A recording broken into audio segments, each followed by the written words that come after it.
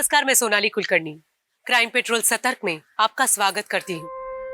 जीवन अनिश्चितताओं का खेल है। यहाँ सब कुछ अनसर्टन है। जो जैसा दिखता है वैसा होता नहीं। सवाल ही सवाल होते हैं, लेकिन हर सवाल का जवाब नहीं मिलता। ये केस एक ऐसी ही विचित्र पहेली है। दो जीते जागते इंसान, जिसमें एक की मौत पहेली बन गई और एक का जीवन पहेली बन गया। ये ऐसे रेयर केसेस में से एक है जिसको पुलिस फोर्स ज्वाइन करने वाले स्टूडेंट्स को एक चैप्टर की तरह पढ़ाया जाए तो अतिशयोक्ति नहीं होगी। दिमाग को खोल के रख देने वाला बेहद ही विचित्र केस है ये। तुम समझते क्या हो अपने आप को? मेरी लाइफ से सब एक एक करके चले गए। अकेली हो गई थी मैं। मेरा सब कुछ खत्म हो गया था। लेकिन मेरे भैया जिंदा हो सकते थे। तुम्हारी वजह से वो मर गए। एक दिन तुम्हें मार लगेगी मेरी। उस वक्त मैं डर गया था, सच में डर गया था। वैसे इस तरह किसी के बदुआ देने में मैं ज्यादा यकीन नहीं रखता, और उस लड़की की चीखों पुकार सुनकर जहन में एक डर बैठ गया कि कहीं उस लड़की की बद्दुआ मुझे सच में तो नहीं लग जाएगी। यह ख्याल मेरे जहन में क्यों आ रहा था? क्या मैंने अपना फर्ज सही तरीके से नहीं निभाया था? क्या इस केस में मैंने कुछ गलतियां की थी? अगर नहीं तो यह केस मेरे जहन से उतर क्यों नहीं रहा था? वो लड़की बार बार मेरे जहन में क्यों घूमती रहती है? इस केस की तह में कुछ ऐसे खौफनाक राज थे जिन्हें सुनकर किसी की भी रूह कांप सकती है।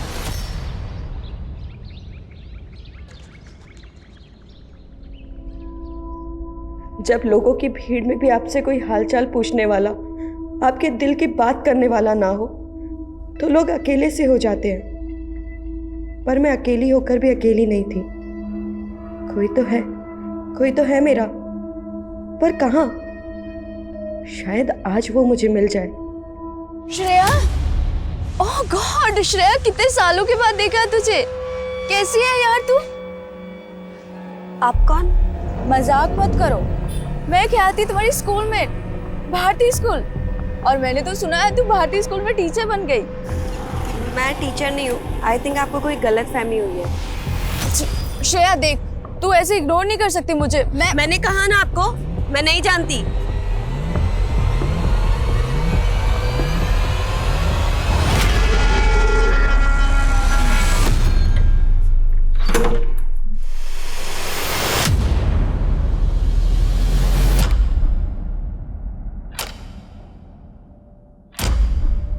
कौन है?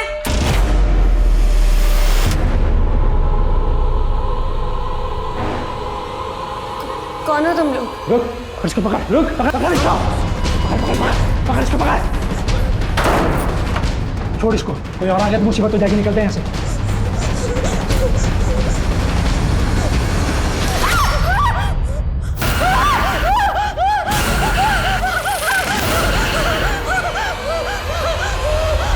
लता, आखिर कब उस मुर्दे के दर्शन करवाओगी? मैंने कोशिश की थी, लेकिन मैं क्या करूं, मैं हार गई। हारना नहीं है। तुम्हें मुझे उस मुर्दे को सौंपना है, वो भी जल्द से जल्द।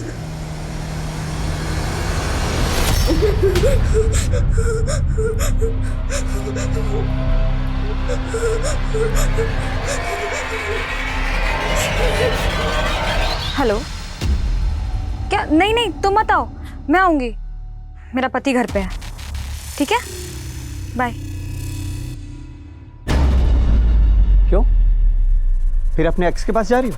मैं अपने एक्स के पास जाऊँ या वाई के पास, तुम मुझे नहीं रोक सकते। रोक सकता हूँ, पति हूँ तुम्हारा मैं। मैंने ना तुम्हें अपनी जिंदगी में जगह दी है और ना ही अपने बिस्तर में। मेरी दौलत के लिए शादी किया ना मुझसे? तो डाइवोर्स दे दो ना, लेकिन एलिमनी मोटी देनी होगी।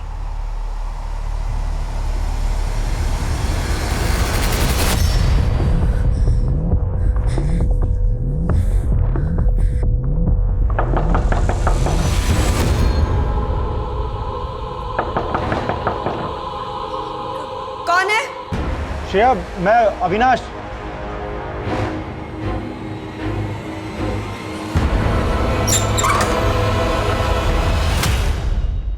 क्या हुआ श्रेया? ऐसे अचानक क्यों बुलाया? अरे क्या बात हुई? अच्छा रो मत, चलो अंदर चल के बात करते हैं। बैठ जाओ आराम से। अब पहले रोना बंद करो और मुझे बताओ क्या बात है। अविनाश, आज रास्ते में एक लड़की मिली थी। वो अजीब सी बातें कर रही थी मुझसे। उसके बाद जब मैं घर आई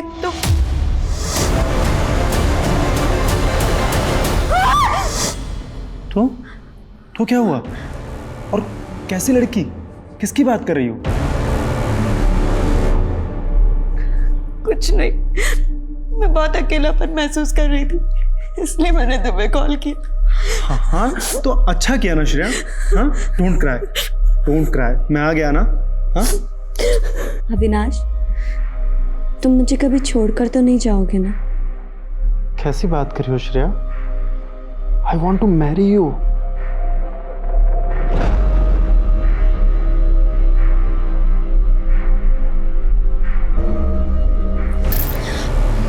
ये सब शादी के बाद।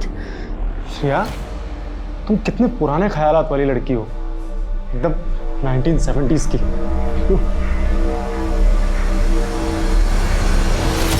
अविनाश, अब क्या हुआ? तुम तो बुरा मान गए। तुम्हें नहीं पता मैं किस प्रॉब्लम से गुजर रही हूँ। कैसी प्रॉब्लम? बताती हूँ। एक काम करो, तुम बाहर चलकर बैठो, मैं कॉफ़ी बना कर लेकर आती हूँ, फिर आराम से बैठ कर के बातें करेंगे। हाँ, वैसे भी हमारे बीच बातों के अलावा और होता ही क्या है।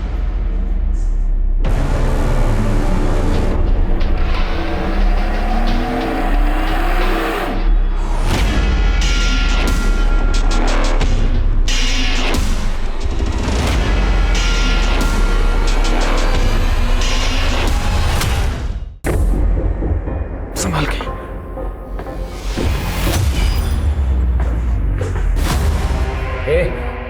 तेरी हिम्मत कैसी हुई मेरे घर में घुसने की? Excuse me, he is not going anywhere. Sandeep, तुम समझाओ, मैं थक गई। जतिन, यू नो तेरा और नीना का कुछ नहीं हो सकता। There is no future, so it's better कि तू इसे डाइवोर्स दे दे। तू मुझे बताएगा कि मुझे मेरी बीवी के साथ क्या करना चाहिए, क्या नहीं करना, बता तुम मुझे। हेलो पुलिस, मेरा पति किसी का कत्ल कर रहा है। क्या हुआ? तुम लोग क्यों गए? मारो उसे, मारो उसे, वरना वो तुम्हें मार देगा।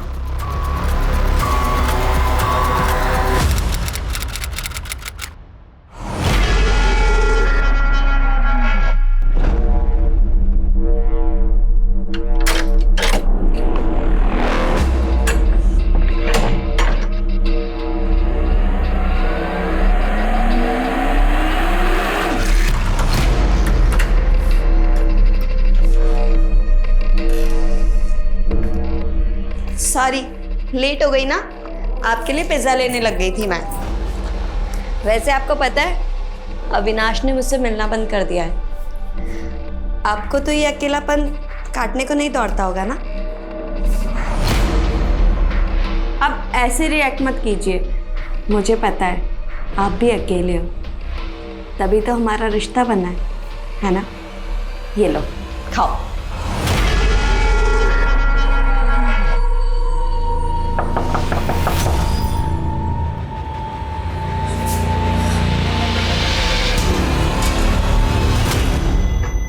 कैसी है तू बेटे?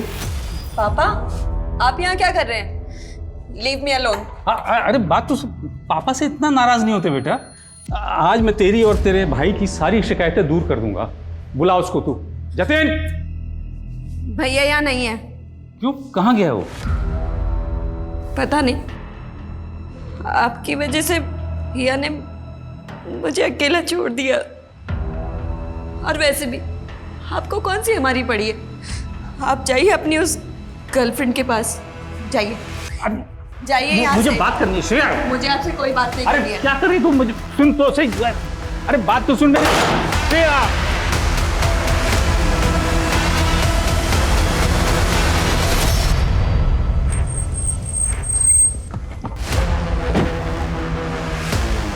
सर ये मेरा बेटा जतिन है।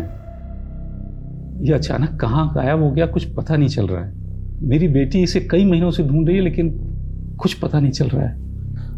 आपका बेटा इतने लंबे अरसे से गायब है, तो आप लोग मिसिंग कंप्लेंट लिखवाने के लिए अभी क्यों आए? असल में बिजनेस के सिलसिले में मैं आउट ऑफ टाउन था। कल ही जब वापस लौटा हूँ तो मेरी बेटी ने बताया कि 3 महीनों से ये घर ही नहीं आया। हाँ, लेकिन आपकी बेटी तो यहीं थी। 3 महीनों से आपका बेटा गायब है, उन्होंने भी कोई मिसिंग कंप्लेंट नहीं लिखवाई? दरअसल मेरी बेटी मुझसे नाराज़ चल रही है। वो मुझे कुछ बता ही नहीं रही है।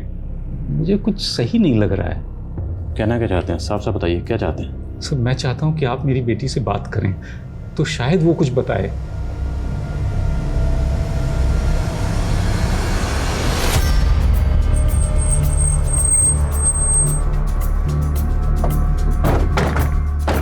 आइए।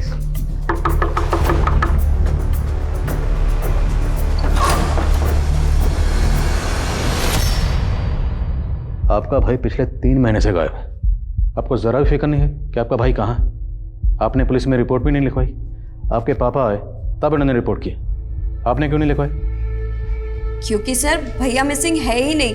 ये तो इनका ड्रामा है मुझे और भैया को परेशान करने का। कुछ टाइम बाद भैया वापस आ जाएंगे, तब आप खुद आकर के बात कर लेना उनसे।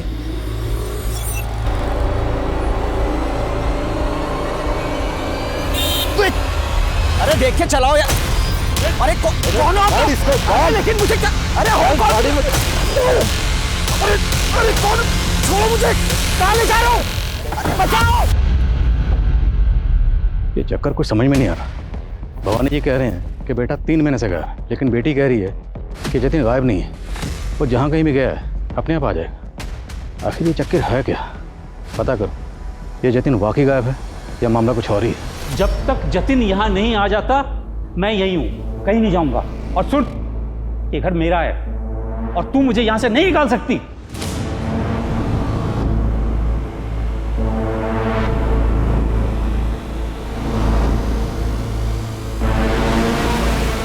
मुझे सिर्फ लाश चाहिए। तुम्हें बताओ लाश का इंतजाम हुआ या नहीं? Very good.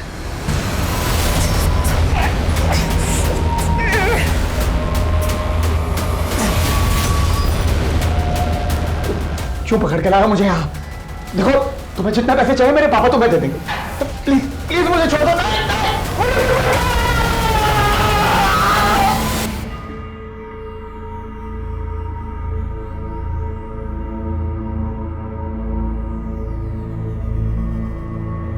ओए बंदरिया भैया अरे अरे वाओ, पाउट वाली हीरोइन की तरह क्लिक किया जा रहा है ना।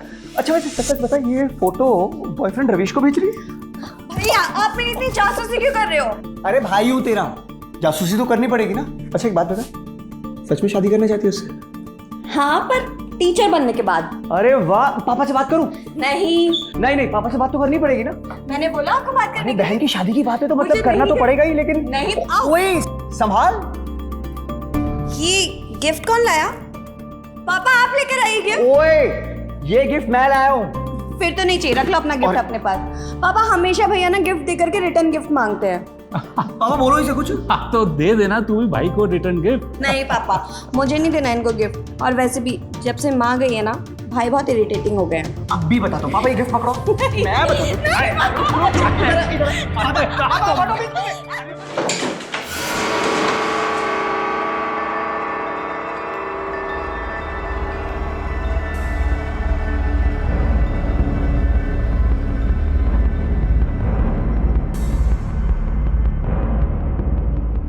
जतिन, जतिन मुझे मालूम था तू आएगा। दरवाजा खोल।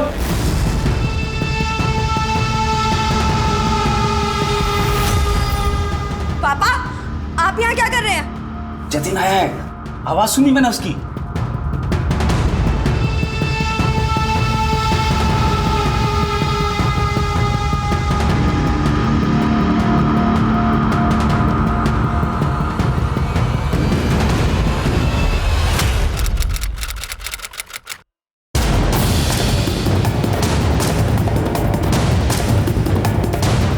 आसपास आसपास का एरिया अच्छी तरह से स्कैन करो, कुछ भी छूटना नहीं चाहिए।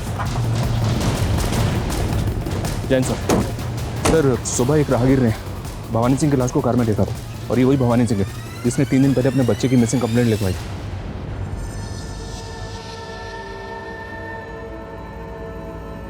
बॉडी पे कोई एक्सटर्नल इंजरीज के मार्क्स नहीं है और ना ही गले पे कोई स्ट्रेंगुलेशन मार्क्स है, लेकिन मुंह से झाग निकल रही है। शायद मौत जहर की वजह से हुई है। और बॉडी को इस कार में लाकर यहाँ सुनसान इलाके में डंप किया गया। यहाँ पर दूर दूर तक कोई सीसीटीवी नहीं। सिविल लाइन यहाँ से 16 किलोमीटर दूर होगा। कैसा? यहाँ आने जाने वाले रास्तों में जितने भी सीसीटीवी हैं सबकी फटाई खंगालो। मैं इनकी बेटी श्रेया से मिलता हूँ। Okay sir.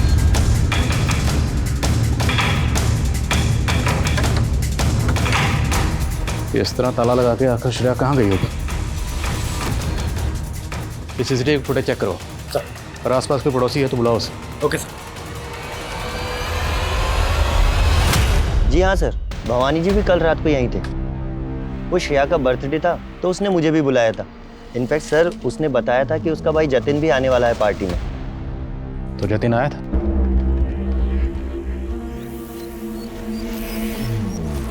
श्रेया, लगता है भैया कहीं बिजी है, इसीलिए नहीं आए। एक काम करते हैं, मैं केक कट करती हूँ। तो बर्थडे पार्टी रात को कितने बजे तक चली थी? यही कोई 10 सवा 10 बजे तक, लेकिन तब तक जतिन नहीं आया था।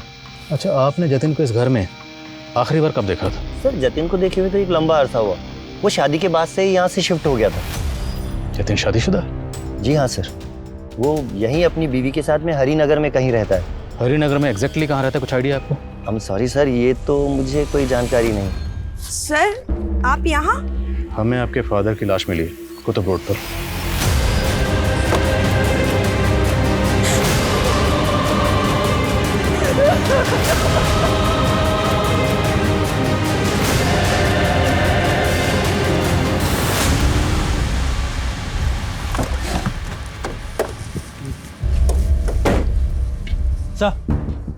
सर, भवानी का फ़ोन ऑन हो गया, लेकिन पासवर्ड इंटैक्ट है। सर, मैंने पासवर्ड क्रैक करने के लिए बोला। और उनके घर पे जो सीसीटीवी कैमरा उसकी फुटेज? सर, वो सीसीटीवी खराब है और फुटेज का हार्ड ड्राइव भी करप्ट है। सर, ऐसा लगता है जैसे वो सीसीटीवी काफ़ी टाइम से बंद है। सर, मैं हार्ड ड्राइव का डेटा रिट्रीव करवाने की कोशिश। उनका घर काफ़ी पॉश एरिया में, उनके घर के अलावा उनके घर के आसपास और भी सीसीटीवी कैमरा होंगे, उनकी फुटेज भी खंगाल।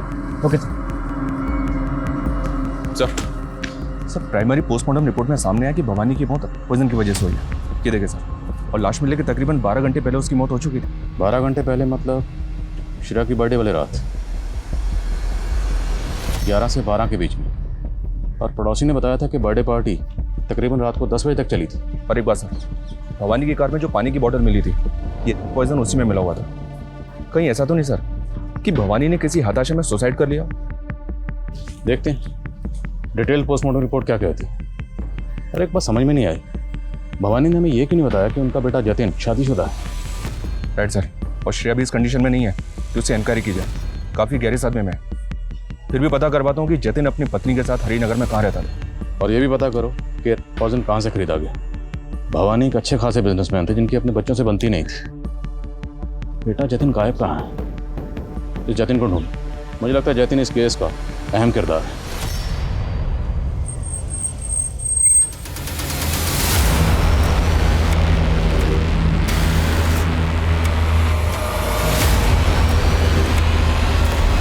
सर, ये जतिन अपनी पत्नी के साथ हरिनगर के जिस घर में रहता था, उस घर का तो पता चल गया है, लेकिन उस घर पे पिछले 3 महीने से ताला लगा है, और वो घर भी भवानी के नाम है सर। तो ये दोनों मियाँ बीवी हैं कहाँ? नेबर्स के साथ इंक्वायरी की तो पता चला कि ये दोनों 3 महीने पहले ही अलग हो गए थे। 3 महीने? भवानी ने मिसिंग कंप्लेंट लिखवाते वक्त हमें बताया था कि वो 3 महीने से बिजनेस के सिलसिले में कहीं बाहर गए थे। कहाँ गए होंगे? जतिन की बीवी? उसका पता लगा लिया सर, वो सिद्धि टूर्स एंड ट्रेवल्स की मालकिन है। सर, भवानी अंकल की मौत का दुख है मुझे, लेकिन पिछले 3 महीने से मैं जतिन और उसकी फैमिली से कांटेक्ट में नहीं हूँ। 3 महीने पहले हमारा डाइवोर्स हो चुका है। और 3 महीने से ही जतिन को किसी ने नहीं देखा। डाइवोर्स होने के बाद जतिन कहाँ रह रहा था? सर, मैंने कहा ना, मैं पिछले 3 महीने से उसे कांटेक्ट में नहीं हूँ। अच्छा, आपके और जतिन के बीच में डाइवोर्स की वजह क्या थी? सर, एक पति पत्नी के बीच में बहुत सी वजह होती है, मैं वो सारी बातें आपको बताना ज़रूरी नहीं समझती। That's my personal matter.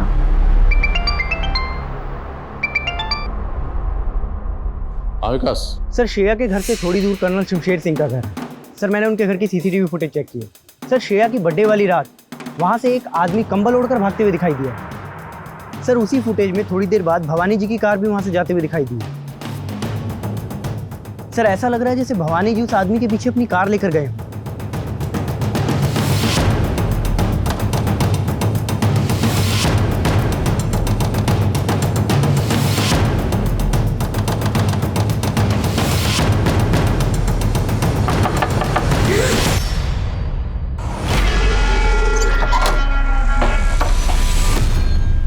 आपसे कुछ बात करनी थी। आपकी बर्थडे वाली रात ये आदमी अपनी कार में आपके घर के आसपास देखा गया। इसने अपना मुंह ढका हुआ है और कुछ देर बाद जिस डायरेक्शन में ये गया उसी डायरेक्शन में इसका पीछा करते हुए आपके फादर भी इसके पीछे गए। ये आदमी कौन है? जी मुझे नहीं मालूम। आपके पापा उस रात कहाँ गए थे? वो मुझे बताकर नहीं गए। स्मेल किस चीज़ की?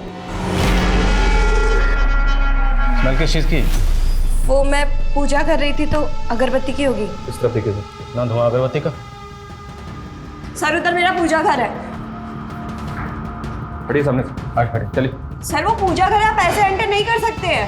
अरे हम बाहर से देख लें। नहीं मैंने बोला ना नहीं। नहीं अरे मैंने मना किया ना। नहीं छोड़ो मुझे। नहीं अरे छोड़ो। नहीं तो बहुत धुआं है सर।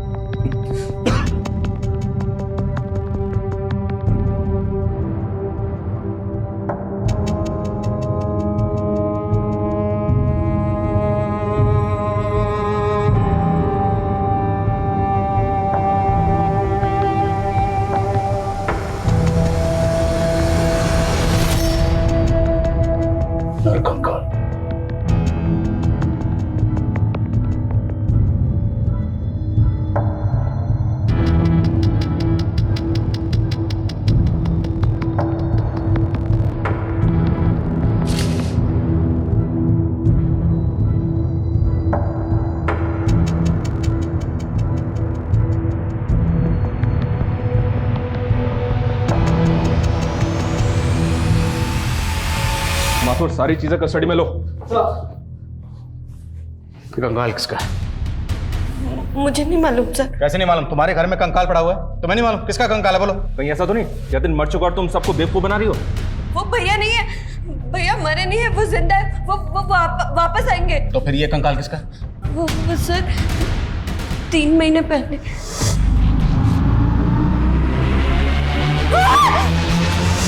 तुम कहना चाहती हो कि 3 महीने पहले 2 चोर तुम्हारे घर में आए, एक लाश को फेंका और भाग गए, और तब से ये कंकाल तुम्हारे घर में पड़ा हुआ? हाँ सर, जब मैं घर वापस लौटी तो मैंने एक लाश देखी और मैं लाश देख करके घबरा गई और बेहोश हो गई। मुझे 24 घंटे बाद होश आया। मुझे कुछ समझ नहीं आ रहा था सर, मैंने किसी को कुछ नहीं कहा। बहुत डर गई थी तुम, हैं? इसलिए तुमने किसी को कुछ नहीं बताया। लेकिन इस लाश के साथ तुम पिछले 3 महीने से रह रही हो, तब डर नहीं लगा? अपना ये नाटक बंद करो। बोलो बोलो, लाश किसकी? कहीं ऐसा तो नहीं कि तुम्ही ने अपने भाई जतिन को मार दिया है? नहीं सर भैया जिंदा है। तो फिर ये कंकाल किसका? बोलो बोलो, किसका कंकाल है? देखो तुम मुसीबत में फंस जाओगे, साफ साफ बता दो कंकाल किसका है। जतिन एक लंबे समय से गायब था और श्रेया लगातार कह रही थी कि उसका भाई जतिन वापस आएगा।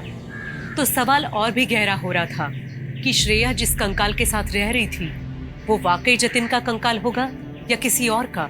अगर ऐसा था तो वो कौन होगा और वो चोर कौन थे?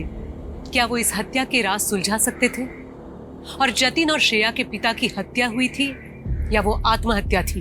क्या श्रेया की दिमागी हालत वाकई खराब थी या वो कोई नाटक कर रही थी? ये केस कई रहस्यों में उलझता जा रहा था और इन रहस्यों का कारवां अभी थमने वाला नहीं था। नहीं पापा, भैया नहीं है अंदर। आप जाइए अपने कमरे में, जाइए जाइए। बहुत हो गया तेरा और तेरे भाई का नाटक। एक नहीं सुनूंगा मैं। बात करनी है मुझे जतिन से। पापा नहीं, पापा सुनो। तो रोक क्यों रही है तू मुझे?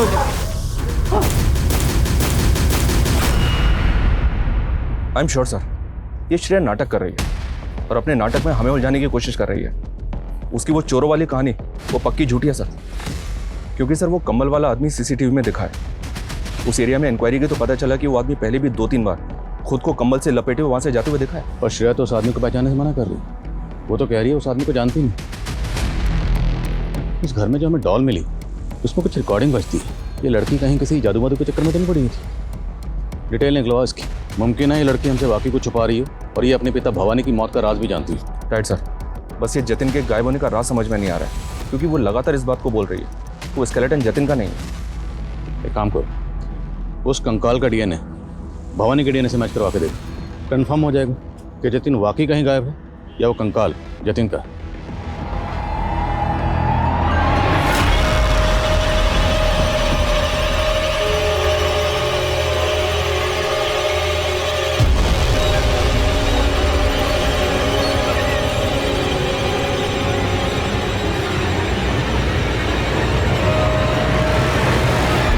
क्या भवानी का फ़ोन अनलॉक हो गया है?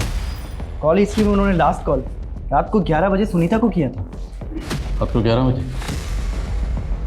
कौन है सुनीता? सुनीता एक एडवोकेट। जी मैं भवानी जी की कंपनी के लीगल एडवाइज़र हूँ। तो उस रात आपने भवानी जी को ऐसी का लीगल एडवाइस दी कि उसके बाद उनकी मौत ही होगी? ये सुन के तो मैं भी खुद हैरान हूँ सर। दरअसल उस रात को वो अपनी विल के बारे में मुझसे कुछ बात करना चाह रहे थे। सुनीता, मुझे अपनी विल चेंज करनी है, तुरंत मिलना है तुमसे। लेकिन उसके आगे उन्होंने कुछ बताया नहीं था। मैं एक्सपेक्ट कर रही थी कि वो अगले दिन मुझसे मिलने आएंगे, लेकिन फिर।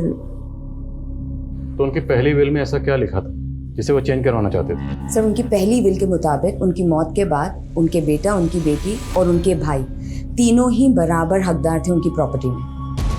उनका कोई भाई भी है? जी, उनका एक छोटा भाई है विक्रम सिंह। वो यहीं कुतुब रोड पे कहीं रहता है। कुतुब रोड पे हमें भवानी जी की लाश मिली। क्या इन दोनों भाइयों का आपस में किसी बात को लेकर कोई झगड़ा था? सर विक्रम, श्रेया और जतिन, इन तीनों का ही भवानी जी के साथ अक्सर कुछ ना कुछ इशू चलता रहता था, खासतौर पर उनके पुश्तैनी घर को लेकर। भैया आपकी बिल से मेरे को कोई लेना देना नहीं है। ये हमारा पुश्तैनी घर है, इसको बेचिए और मेरा हिस्सा मुझे दे दीजिए। चाचा जी, ये घर नहीं बिकेगा। इस घर से हमारी माँ की यादें जुड़ी हुई है। इसके अलावा और मैं कुछ नहीं जानती सर। पता करो, ये भवानी का भाई विक्रम कुतुब रोड पे कहाँ रहता है? Yes sir.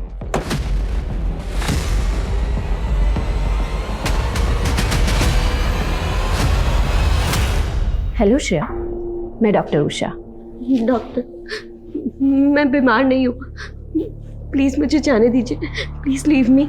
मैंने भी पुलिस ऑफिसर्स को यही कहा कि तुम बिल्कुल नॉर्मल हो, लेकिन उन्हें लगता है कि तुम्हारी दिमागी हालत ठीक नहीं है, इसलिए उन्हें यकीन दिलाने के लिए तुम्हें मुझसे सच कहना होगा।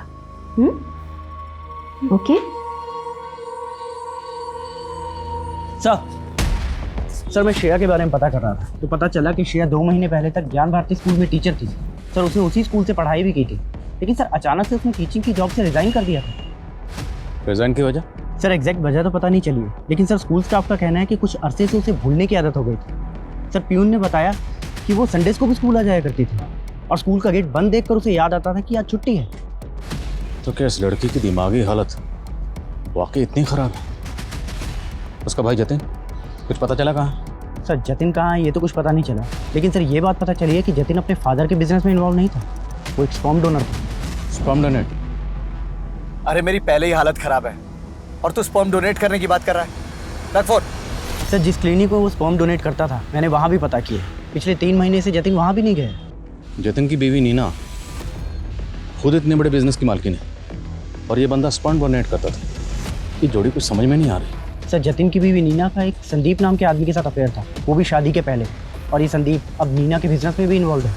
तो जतिन को गायब करवाने के पीछे कहीं इसकी बीवी नीना का हाथ तो नहीं? अच्छे से पता करो। Okay sir. सर भवानी के भाई विक्रम का पता चल गया है?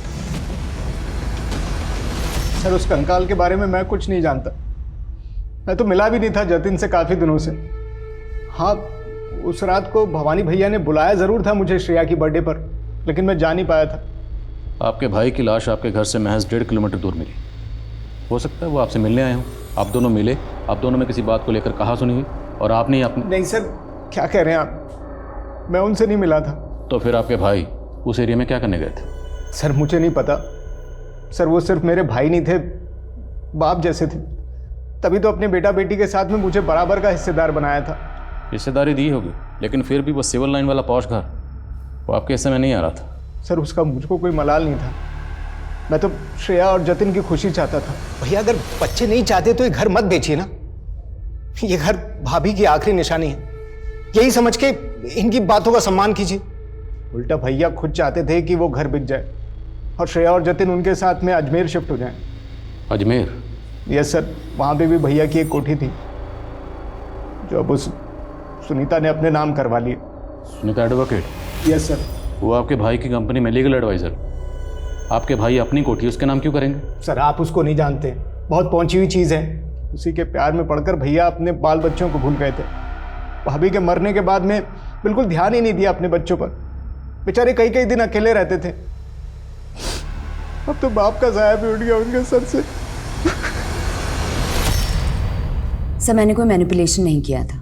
भवानी जी ने खुद अपनी मर्जी से, अपनी खुशी से वो अजमेर वाला घर मेरे नाम किया था। पर आपने हमें पहले नहीं बताया। क्या भवानी जी के साथ रिलेशनशिप में थे? क्या बताती सर, हमारे बीच में ऐसा कुछ बचा ही नहीं था। भवानी जी ने अपने बच्चों के कारण मुझसे दूरी बना ली थी। अच्छा उस रात क्या भवानी जी ने वाकई अपनी वसीयत चेंज करने के लिए आपको फ़ोन किया था? जी सर, पर मुझे नहीं पता कि अचानक उस रात को ऐसा क्या हुआ जो। देखिए सर, आप कुछ भी समझिए, लेकिन मुझे अभी भी भवानी जी के भाई विक्रम पर ही शक है। श्रेया का मैंने अच्छे से एग्जामिन किया, मुझे लगता नहीं है कि वो नाटक कर रही है। उसकी दिमागी हालत स्टेबल नहीं है। और वो अभी भी यही कह रही है कि वो कंकाल उसके भाई जतिन का नहीं है, उसने किसी को नहीं मारा। जी, वो अभी गहरे सदमे में है और मुझे लगता है उसे जानने के लिए उसके करीबी लोगों से हमें मदद लेनी चाहिए। उसका दोस्त, रिश्तेदार या फिर बॉयफ्रेंड। बॉयफ्रेंड? क्या उसने आपसे अपने किसी बॉयफ्रेंड का जिक्र किया है? नहीं, लेकिन वो सेक्सुअली एक्टिव है, तो मुझे लगता है कि उसकी लाइफ में कोई ना कोई लड़का है। इन दो नंबर से श्रेया की लगातार बात हो रही थी, पता करो ये दोनों नंबर किसके हैं। Okay sir. सर श्रेया के घर के सीसीटीवी का हार्ड ड्राइव रिट्रीव हुआ है। इसमें पिछले 3 महीने की फुटेज है। और सर 3 महीने से सीसीटीवी बंद है।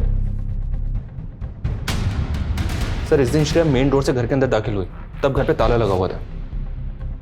और उसके बाद ये दोनों आदमी मेन डोर से भागते हुए दिख रहे हैं और इन दोनों के हाथ में बैग भी है। सवाल ये है कि अगर घर में ताला लगा हुआ था तो ये दोनों घर में दाखिल कैसे हुए होंगे? हो सकता है सर ये दोनों चोर हों और टेरेस से होते हुए घर के अंदर दाखिल हो गए। तो मतलब श्रेया की चोरी वाली बात सही है। बस फुटेज में जतिन कहीं नहीं दिख रहा। श्रेया के मुताबिक 2 लोग जब घर में आए थे, उनके भागने के बाद घर में उसने एक लाश देखी। अब अगर 2 लोग घर में चोरी करने आए थे तो लाश फेंक कर क्यों जाएंगे? हो सकता है सर चोर 2 नहीं 3 हो। इन तीनों का आपस में झगड़ा हुआ, 2 ने मिलकर एक को मार दिया और उसको छोड़ के भाग गए। पर फिर भी एक लड़की एक लाश के साथ रह रही थी, वो भी अकेली, वो भी 3 महीने के लिए। नॉर्मल है? पता करो ये दोनों चोर कौन थे, और वो कंबल वाला आदमी भी हो सकता है इनसे कनेक्टेड हो। और एक बात सर, चोरी के अगले दिन का भी फुटेज चेक किया मैंने। इस घर में एक और लड़के का आना जाना था। कौन है लड़का?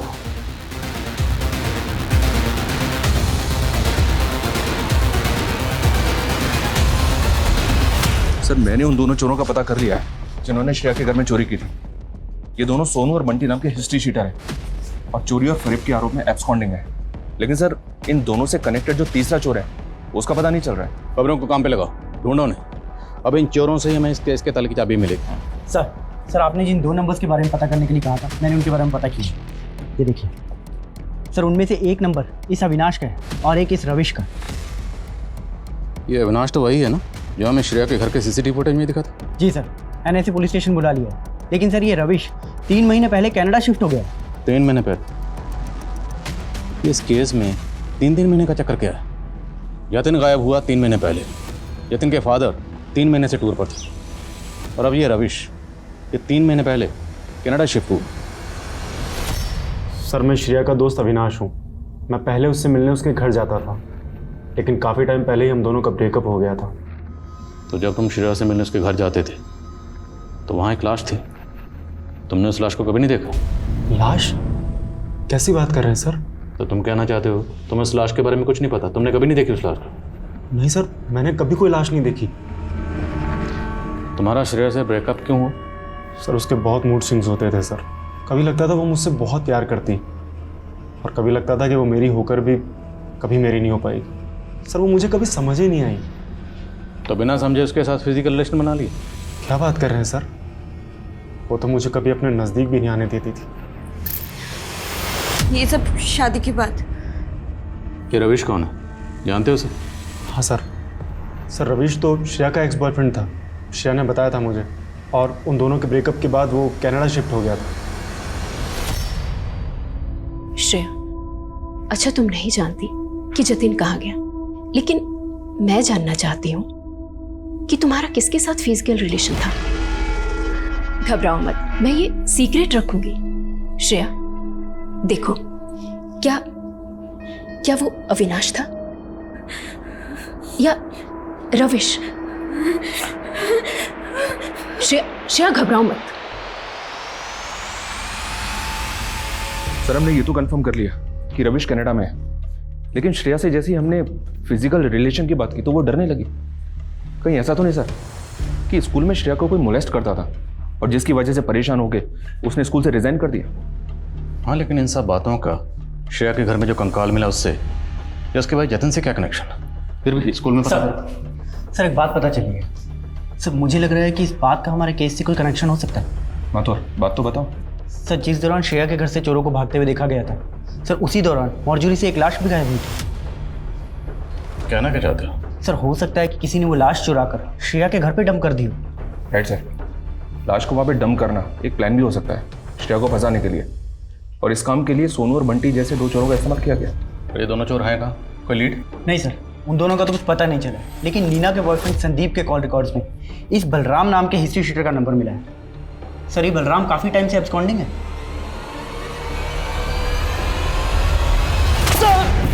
सर मुझे नहीं पता सर जतिन कहाँ है सर मुझे नहीं पता सर मैं सच बोला।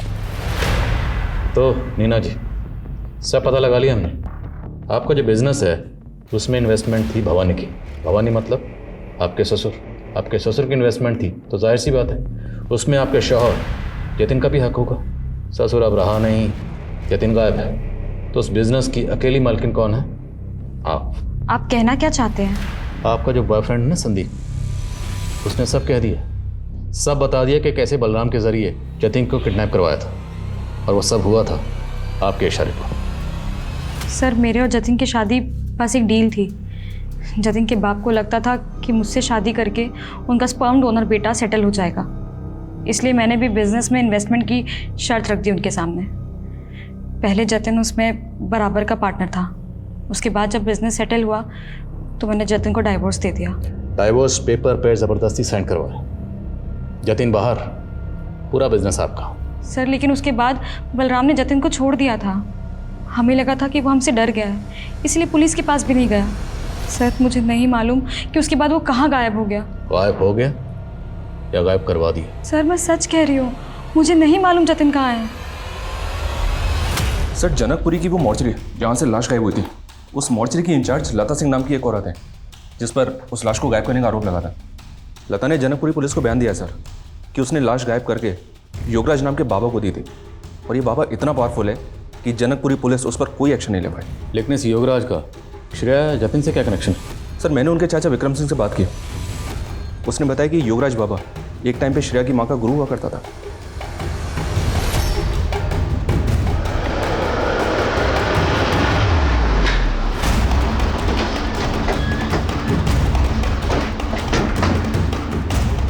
हमारे पास इस बात के पुख्ता सबूत हैं कि आप छुपते छुपाते हुए अपनी कार में सिविल लाइन में श्रेया के घर उससे मिलने जाते थे।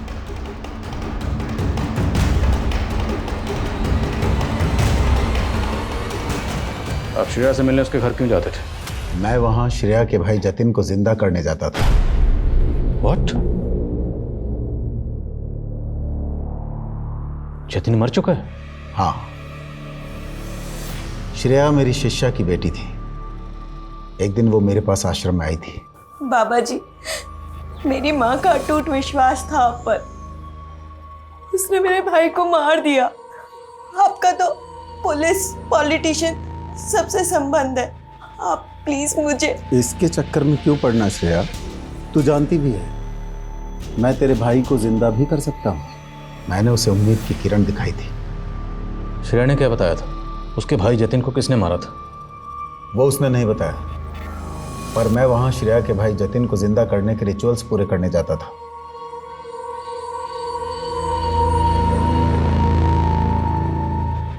पर मेरी साधना अधूरी रह गई। जतिन के कंकाल को तुम लोगों ने अपने कब्जे में ले लिया। कोई साधना वादना नहीं। तुम जैसे ढोंगी बाबा अपने लालच के चक्कर में लोगों को बेवकूफ बनाते हो। लालच?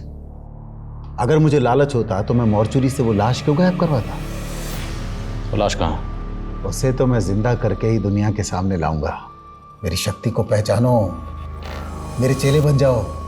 तुम्हें इंस्पेक्टर से डीआईजी बनवा दूंगा। मैं इंस्पेक्टर से डीआईजी बनूंगा या नहीं बनूंगा ये तो बात की बात है, लेकिन इतना तय, तुम्हारा ट्रांसफर यहां से सीधे जेल होगा।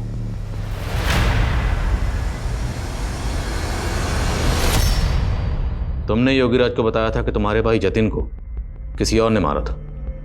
अगर उसे किसी और ने मारा था तो उसकी लाश तुम्हारे पास कैसे है? बोलो, किसने मारा था उसे? जतिन को किसने मारा? चुप क्यों?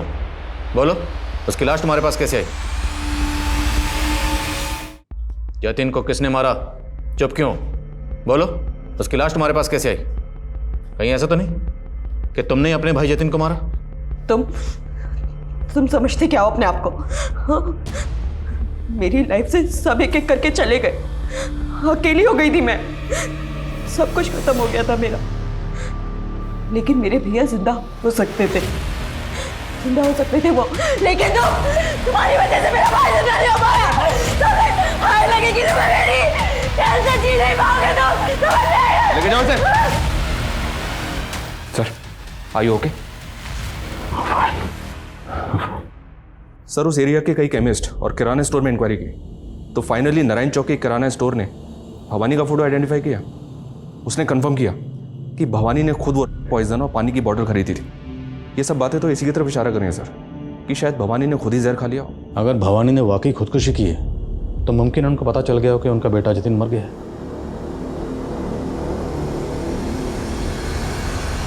और अगर मारने वाली खुद उसी की बेटी हो तो इस बात से दुखी होकर कोई भी बाप सुसाइड कमिट कर सकता है सर।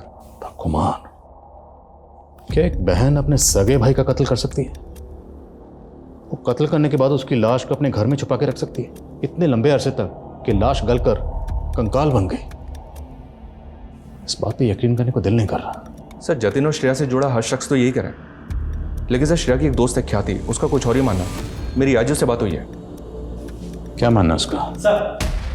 सर, अभी भी पता चला है कि ललितपुर पुलिस ने बंटी और सोनू दोनों को अरेस्ट कर लिया। एक दुकान में लूट कर रहे थे दोनों को यहाँ हाजिर करो। साहब, हम मानते हैं, हम काफी टाइम पहले गए थे उस घर में चोरी करने, लेकिन हमने किसी का मर्डर नहीं करा। हाँ साहब, हम सच कह रहे हैं। हम तो रेकी करके वहाँ गए थे। हमें लगा वहाँ कम लोग होंगे तो चोरी करना आसान होगा, लेकिन जब हम चोरी करने पहुंचे तो वहाँ लाश पड़ी थी सर। भाई,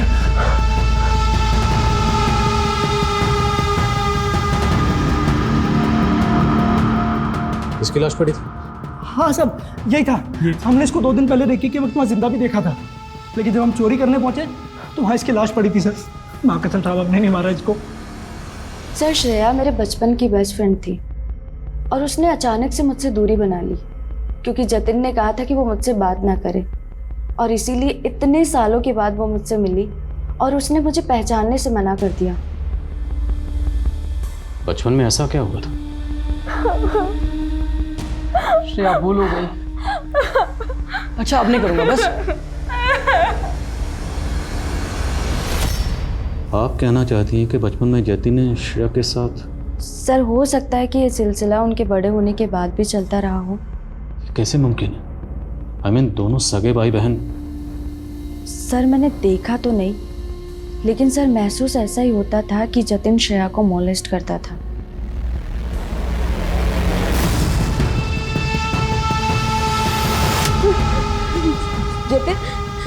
नहीं, मेरे पास मत आओ। नहीं, हाथ मत लगाना मुझे।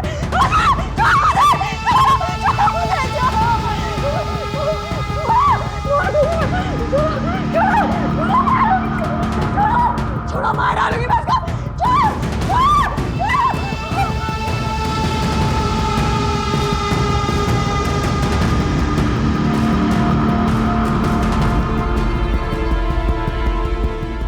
दोष मेरा भी है। सिर्फ अपनी जिंदगी में इतना कुछ सहती रही और मैं दोस्त होते हुए भी उसकी तकलीफ नहीं समझ पाया।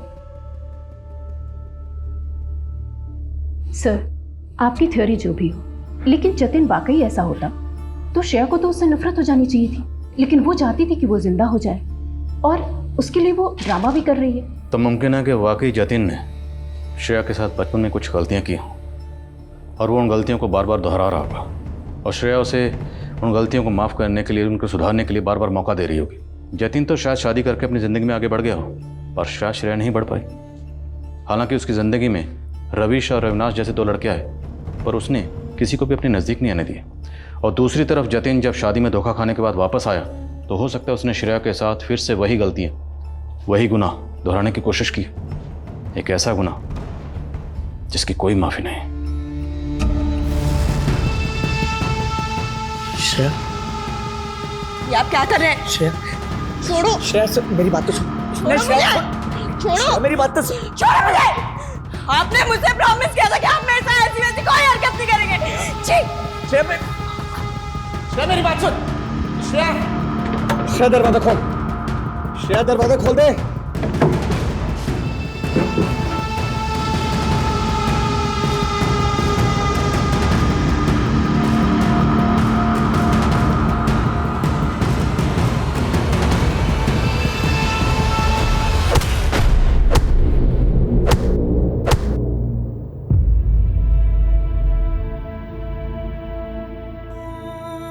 सुनो, तुम एक ही चाय क्यों लेकर आई हो?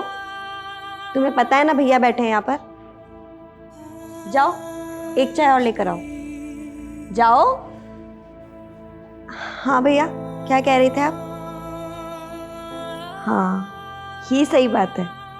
इस केस को लेकर पुलिस की जो थियरी है वो भाई बहन के पवित्र रिश्ते को कलंकित करने वाली है, जिसको लेकर पुलिस को कई तरह की आलोचनाओं का भी सामना करना पड़ा है। लेकिन ये केस अब तक ओपन एंडेड है और किसी नतीजे तक नहीं पहुंच पाया है।